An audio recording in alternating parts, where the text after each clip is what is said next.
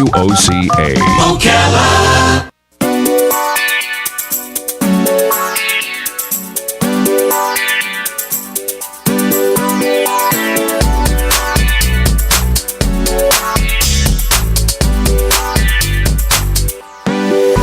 All right, 10 minutes before 11 o'clock. Yesterday, you were flying from Newark, New Jersey to Tampa, Florida, Robin. Yep.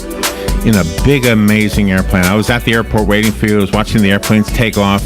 Yes. And I was like, how is that possible? I mean, I know the science. It's just so amazing to me that we can do that. And whenever there's a rocket that goes up, oh my gosh. I'm old enough, and so are you, to remember when we had men on the moon. And I can remember looking up at the moon that night. I guess it was 1969, and thinking to myself, wow, there are people up there. I could see the moon. I couldn't see them. We could on the TV. On the TV. I did. Yeah. But I went outside to look up at the moon, and of course you could just see the moon. There's not too many opportunities we have to speak to somebody who has been in outer space, gone on spacewalks, been in the space station.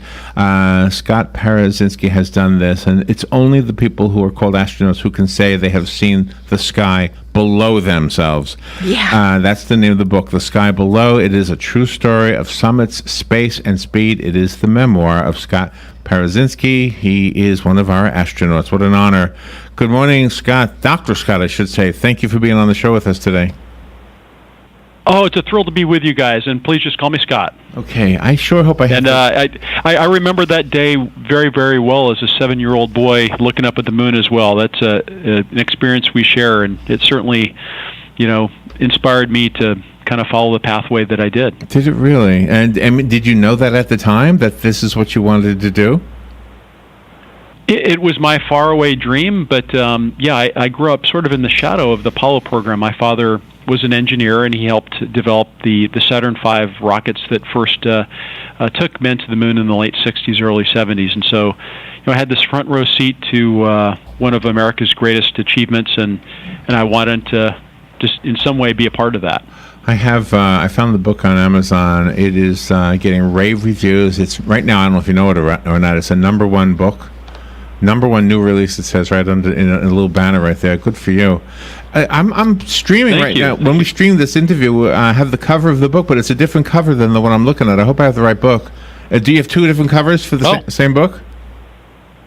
No, it's so there's a Kindle in Motion book that actually is really cool. It's a new immersive way to experience the book, and we actually have video embedded and special imagery and schematics that you can go to a deeper level and kind of be looking over my shoulder as you summit Mount Everest or descend into a volcano. So they're different formats of the book. Then I'm getting the Kindle book. It sounds like fun. So it is fun. Yeah.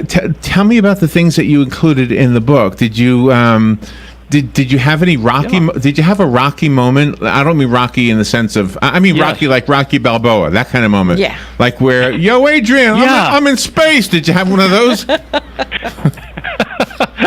Yeah, there are a lot of eureka moments, and there are also a lot of hardships overcome, and even some real health threats overcome. And so it's a very open, honest book that talks through the human experience of going to some of the most extraordinary places on or off the planet, but also talks about goal setting and how to attain your goals, not losing sight, even though periodically you're guaranteed to have some failures. And so I'm really proud of the way the book came out. Scott, I'm in Florida, and I drove to the Grand Canyon with my son one time, and I had seen photos of the thing, but I had never been there. And when I saw that, it was like, oh my gosh, this is so unbelievable. Yeah. And this overwhelmingly sense of humbleness and something came over me, and my son too. And he was still a teenager at that time. Did that same thing happen to you when you first saw the Earth from the vantage point of outer space? Floating outside the hatch on your very first spacewalk, it changes you forever. There's no way to prepare for it, mentally, physically, spiritually, whatever.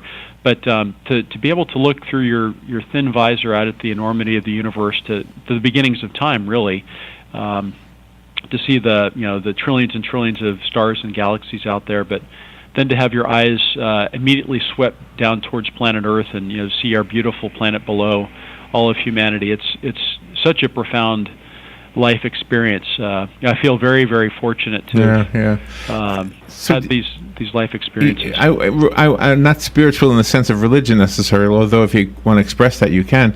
But I mean, was there a spiritual thing? Did you look at the Earth and go, I wish we could just all get along? It's such a beautiful place. Does that kind of thought come across? It does. In fact, one of my perhaps naive dreams, but I'm really excited about the new commercial spaceflight industry. There are companies like SpaceX and Virgin Galactic and Blue Origin that will be taking many more people into space than have been possible in the past. It'll be available for scientists and engineers, but eventually even tourists to go spend some time in space. And my dream would be, let's get some of our world leaders, warring nations, to fly them above their homeland.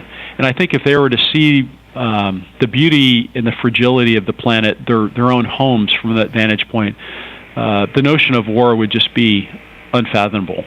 And that's what you're doing through all of your experience, because you're trying to make those commercial space flights into a gathering of cultures from all over. Indeed, and that's one of the wonderful byproducts or gifts of the International Space Station program. It is bringing together some friends from the past, historical friends, but also historical adversaries. We're working hand in hand with our former Soviet counterparts. Our Russian cosmonauts are our colleagues and friends, and so it's really a wonderful thing that we can work together to do things that benefit all of humanity. Not just building weapons to express dominance, but to actually benefit society together. The book is called The Sky Below, A True Story of Summits, Space, and Speed, and it is written by our guest, Dr. Scott Parazynski. He said just call him Scott. That's what it says on the book, Scott. Yep, that's right. I watched I've always been a fan. Younger people than myself have said, why are you so fascinated by that? I guess because it's run-of-the-mill for them. For me, it's still fascinating. And the two that I wanted to ask you about real quick, I know we've got like 2 minutes, but the Columbia and the Challenger. You mentioned, I didn't read the whole book, but I know you mentioned the Columbia in here. Mm-hmm. Yes. Tell me what you were doing at that moment. Were you where were you, and how did it affect you? Yeah. It was one of the defining moments of my life, really. To lose 7 great friends. I was actually a family escort for the families for that launch, and I was there for the long recovery, and also helping us return the space shuttle safely to flight. But doing challenging things, we can't ever let our guard down. Things as difficult as flying into space will never become truly routine. We have to always be vigilant, and so we were able, through a lot of effort, to return the space shuttle safely to flight. Even though it's a very, very complex vehicle and difficult to operate, we're able to do that safely. And it honors the crew. We have no way of knowing what you do. Robert and I recently watched that movie called Hidden Figures. Yes. And I had no idea. Yes. Oh, I love that movie. The movie's awesome. What it says about the ladies who contributed is outstanding. The other thing, though, is the math. I had no idea that a tiny dot could make all the difference in the world as to whether you come back alive or not. The math. You bet. Yeah, 1 decimal point can really affect you. Yeah, it was an amazing eye opener, and I'll never understand it all. But I'm glad people do, because otherwise, I guess we wouldn't be moving forward as a human race. All right, I hate to give it away, but no, I'm going to get the Kindle version. Yes. Call me. I hope you really enjoy it. I'm sure I will. Dr. Scott Parazynski, thank you for being on the air with us. Wave to me next time you're up there. Yeah. I certainly will. You got it. All right, we will be back. Larry. This is WOCA Ocala.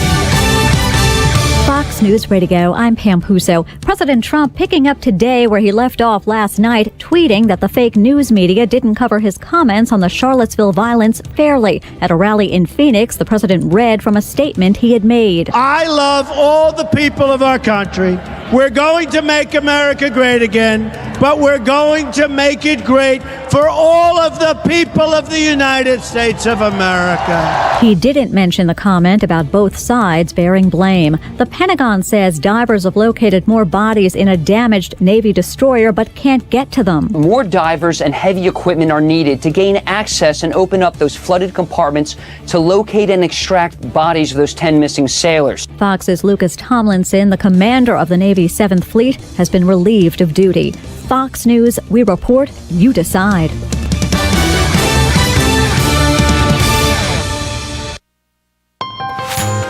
The final days of the Ford Summer Sales Event are here, and so is our best offer of the year on F-150.